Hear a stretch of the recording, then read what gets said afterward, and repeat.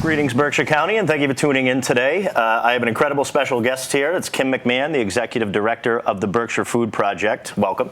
Thank you. Thank you very much for joining us. We first met at the Jack's Hot Dogs hot dog eating contest. We did. A couple of weeks ago.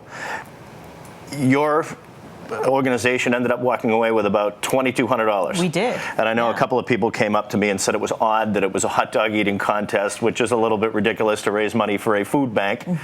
But tell us how the positives way outweighed the negatives. Well, you know, Jack's Hot Dogs competition happens every year anyways.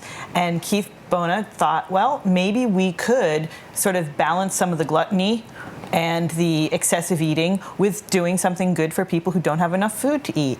And at first I was like, oh, I don't know if I want to get involved with that. But then I thought, you know, let's raise awareness. Let's do what we can.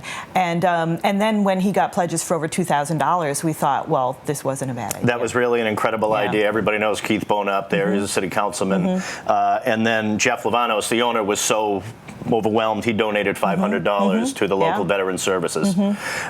So for everyone, I think in total, the four guys ate about 55 hot dogs or something. I eat that in a weekend. So, but the Berkshire Food Project, how long have you been here? How did it get started? Sure, we started over 30 years ago. In 1987, some Williams College students recognized what happened when Sprague closed and people lost their jobs, and they realized that there should be a place where people could come together, sort of retain their dignity, feel good about themselves, be fed, and maybe network with people. And so the Berkshire Food Project was born as a one-day-a-week soup and sandwich sort of thing. We've been in the same location since then, and we've been serving lunches now 5 days a week. And it's funny you mentioned the networking. Having a place to go get a free meal is fantastic, but it's also connections you meet and the social part of it. Right.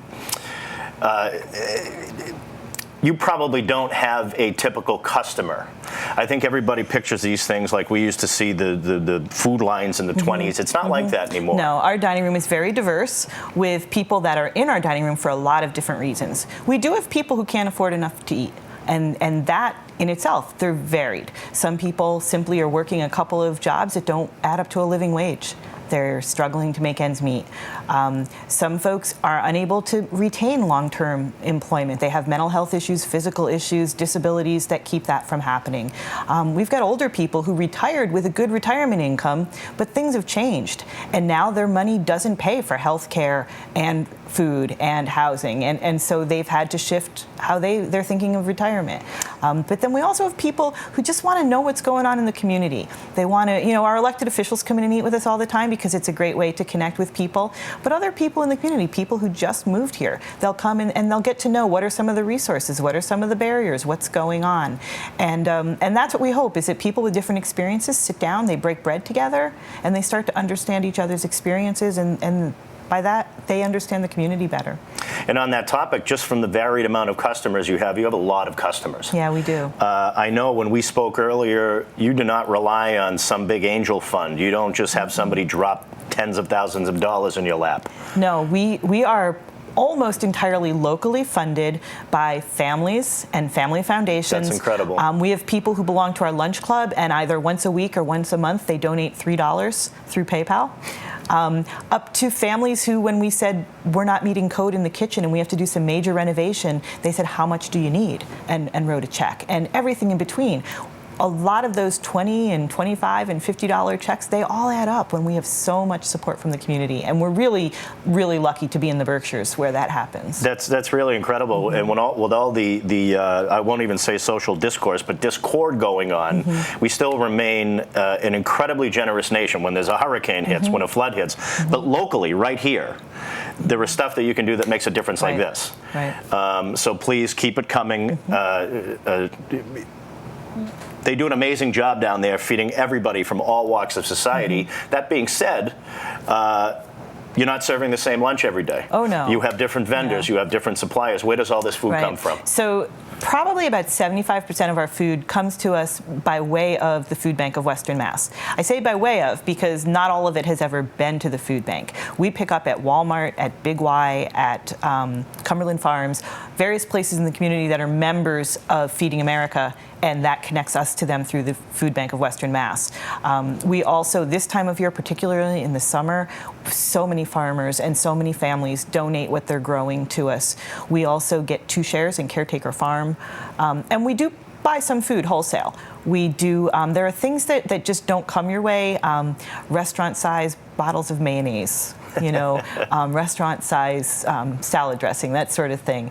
So we do purchase some food too, but an awful lot of it. And so our menu's never the same because we just go on what comes in, what gets donated. Our kitchen manager, Darlene, is amazingly flexible at working with whatever comes through the door. I met Darlene as well a couple of weeks ago. So that's it's a lot of things. It's fresh food right from the farm. Right.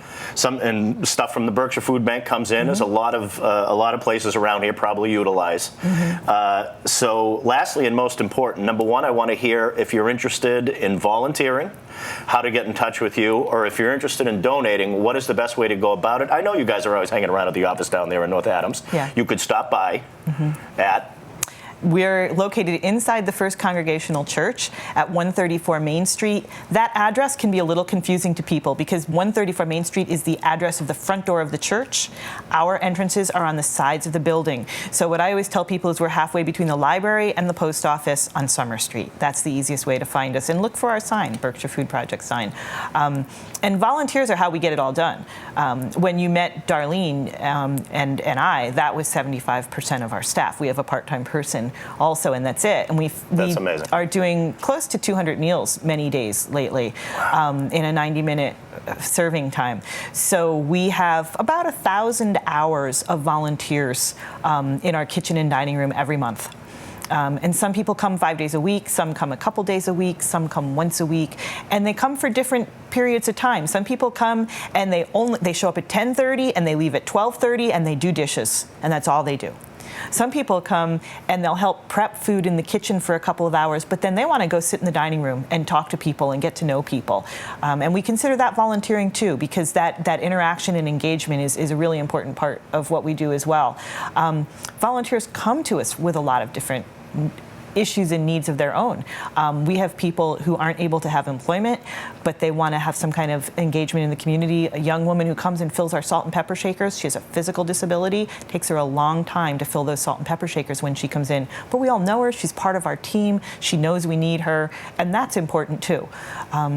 People get invited by the justice system to do some community service, and we welcome them and often give them a fresh start in a new area that they had never thought about before, and they leave thinking, well, maybe I'll go get a job in a kitchen now. It's incredible. I mean, you've heard they're not going to turn you away, whether you're there to volunteer, whether you're there to donate, whether you're there to eat, of course. We're always welcoming everybody, and we respect everyone and let them retain their dignity. So everyone who walks through the door is treated the same. Doesn't matter if it's the mayor coming in for lunch or someone who just got out of a bad situation or just had a crisis. Everyone's treated the same. Kim, I can't thank you enough for joining us here today. If anybody out there is interested in getting involved with the Berkshire Food Project, you can stop by 134 Main Street. So you can call us, 664-7378. And if you want to know what we're having for lunch, follow us on Facebook. We post our menu every day, and that's a great way to keep up with us as well. Thank you so much, Kim. Thanks for having me. Thanks, everybody, for watching. It's the Berkshire Food Project. Please get involved. Come back and see us soon.